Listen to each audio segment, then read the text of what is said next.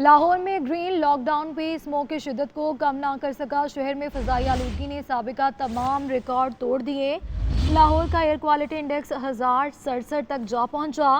Defence phase 8 में smoke सबसे ज़्यादा 1853 रिकॉर्ड की गई। अस्करी 10 में 1724, डिफेंस फेज़ 5 में 1429 तक जा पहुंचा। स्मोक वस्ती पंजाब से जनूबी पंजाब तक फैल चुकी है और आज रहीम यार खान का फ़ज़ाई आलूदगी में दूसरा और फैसलाबाद का तीसरा नंबर है। रहीम यार खान में आलूदगी की शरह 449 जबकि फैसलाबाद में 333 रिकॉर्ड हुई है।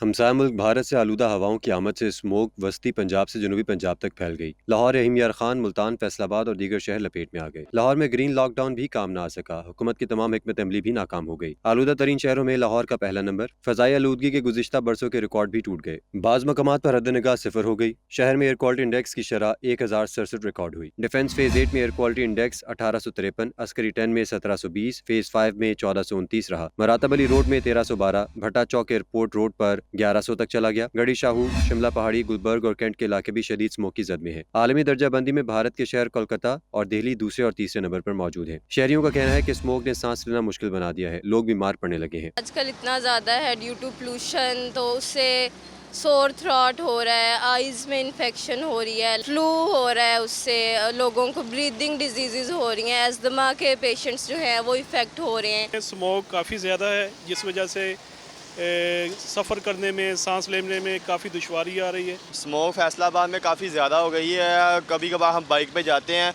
तो हमारी सांस लेने में दुश्वार है और आंखें ख़राब हो जाती हैं। दूसरी जानिब माहौलियाती आलूदगी की खिलाफ वर्जी करने वालों के खिलाफ क्रैकडाउन जारी है। पंजाब पुलिस के मुताबिक सूबे भर में 1330 मुकदमा दर्ज, जबकि 1000 से ज्यादा मुल्ज़मान को गिरफ्तार किया गया। जहरीला धुआं छोड़ने वाली 6,86,000 गाड़ियों के चालान किए गए। भी आपको बताएं कि भारत से आने वाली तेज़ हवाएं लाहौर में फ़ज़ाई आलूदगी की वजह करार। भारत में जलाई जाने वाली फसलों की बाकियात का धुआं हवा के साथ पाकिस्तान में दाखिल हुआ और लाहौर की फ़ज़ा में ख़तरनाक ज़रात की तादाद 1000 से ऊपर पहुँच गई। अमरीकी खलाई इदारे नासा की जानिब से तेज़ हवाओं का मैप भी जारी कर दिया गया। मौसमियाती माहिरीन ने आइंदा 48 घंटे स्मोक की शिद्दत बरकरार रहने की पेश गोई की है। हवाओं का रुख बदलने से कबल गुज़श्ता रोज़ लाहौर में फ़ज़ाई आलूदगी 157 पर थी और गुज़श्ता 5 रोज़ तक औसत 180 पार्टिकुलेट मीटर रिकॉर्ड की गई।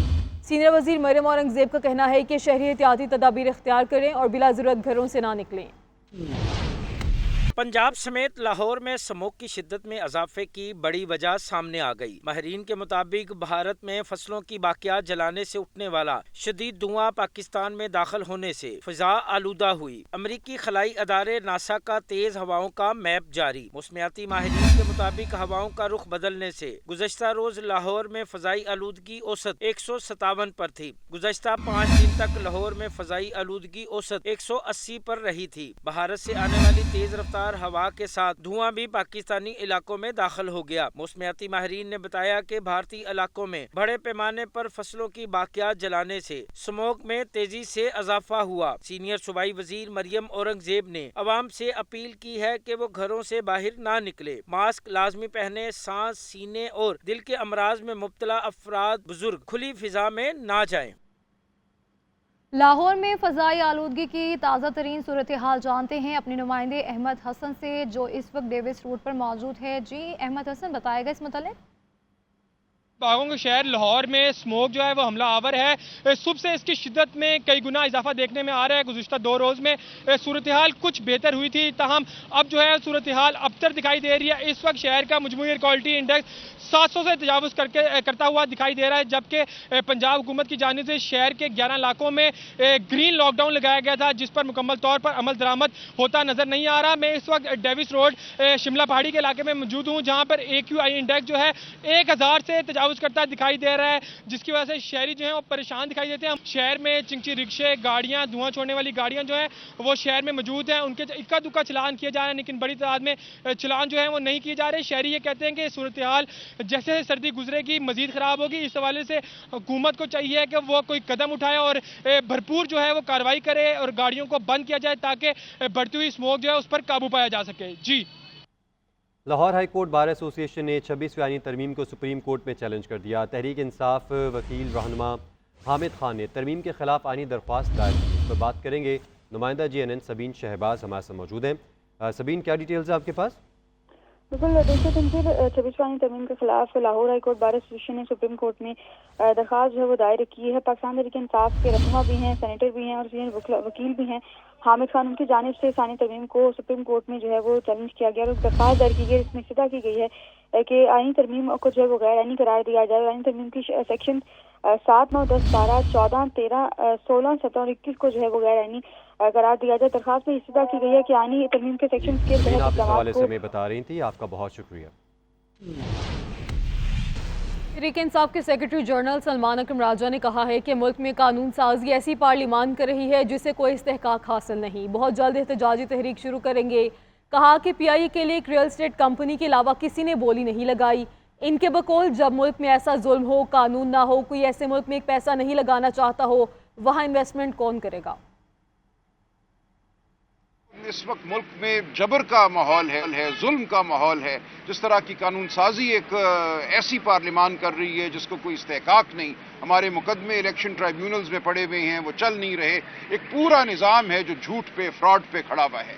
बहुत जल्द आप देखेंगे हमारी एहतजाजी तहरीक होगी। लेकिन मैं अर्ज करूं, ये PTI का मामला नहीं है, सिर्फ ये मामला पूरी कौम का है। ने देखा PIA के लिए उन्होंने बोलियां मांगी, एक ऐसी कंपनी जो चले मैं और कुछ नहीं कहता रियल एस्टेट में है, उसके अलावा किसी ने बोली देना मुनासिब नहीं समझा। मुस्लिम लीग नून के रहनुमा तला चौधरी की PTI पर तनकीद, बोले कि कभी डील की अफवाहें तो कभी ट्रंप का नाम। शिकस्त खोरदा ना सिर्फ फेस सेविंग चाहते हैं, PTI में धड़ेबंदी हो चुकी है। एक ग्रुप कुछ कह रहा है और दूसरा कुछ और कह रहा है। लोगों को कहते कुछ हैं और करते कुछ और हैं। उन्होंने मजीद कहा कि कहते थे सीने पर गोली खाऊंगा मगर पीठ दिखाकर भाग गए। हर चीज़ की एक हद होती है, कोई रेड लाइन अबूर करे तो रियासत के पास बहुत ऑप्शंस है।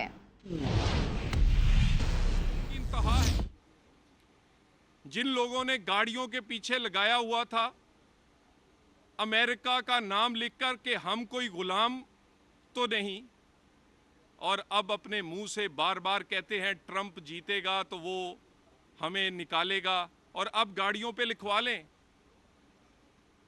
अमेरिका ट्रंप की तस्वीर लगा लें और नीचे लिख लें कि हम ही आपके गुलाम हैं।